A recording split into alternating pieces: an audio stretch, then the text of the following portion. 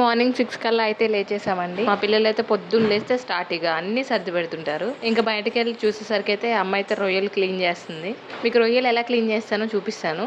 రొయ్య మధ్యలో ఒక నల్లటిది ఒకటి తాడులాగా ఉంటది కదండి, అది మేము అంతకుముందు తీసేవాళ్ళం కాదు, కానీ ఈ మధ్య అందరు తీస్తున్నారు. దాన్ని నైఫ్ తో మధ్యలో కట్ చేసి ఈజీగా తీసేస్తున్నారు. మా అమ్మ అయితే హ్యాండ్ తోనే తీసేస్తుంది. చూడండి ఎట్లా ఉందో. అది ఉండడం వల్లనే కొంచెం ఇసుకగా అనిపిస్తుంటదంట. ఇప్పుడు దాన్ని చూస్తుంటే అబ్బా ఎన్ని రోజులు అట్లాగే తిన్నామా దాన్ని పెట్టుకొని అన్న ఫీలింగ్ అయితే వస్తుంది. ఇంక నేనైతే బ్రేక్ఫాస్ట్ కోసం అని చెప్పి పూరి చేద్దామని చెప్పేసి పిండి కలిపి పెట్టేశాను. ఇంట్లో ఇంతమందికి పూరి చేయాలంటే తల ప్రాణం తోక్కొచ్చినట్లయింది. పూరీలోకి అయితే పూరీ కర్రీ చేశానండి. అది ఆశీర్వాద్ పిండితోనే చేశాను. ఆ కర్రీ మా అత్తయ్య వాళ్ళ దగ్గర నేర్చుకున్నాను. టేస్ట్ కూడా చాలా బాగుంటుంది. ఆలుగడ్డ కర్రీ లాగే ఉంటుంది. కొంచెం కొంచెం జస్ట్ తాలింపు పెట్టి ఈ గోధుమ పిండి వాటర్ అయితే దాంట్లో పోసేస్తే ఇలాగా థిక్ గ్రేవీ అయిపోతుందండి. మా మార్నింగ్ అయితే ఇలా అయిందండి.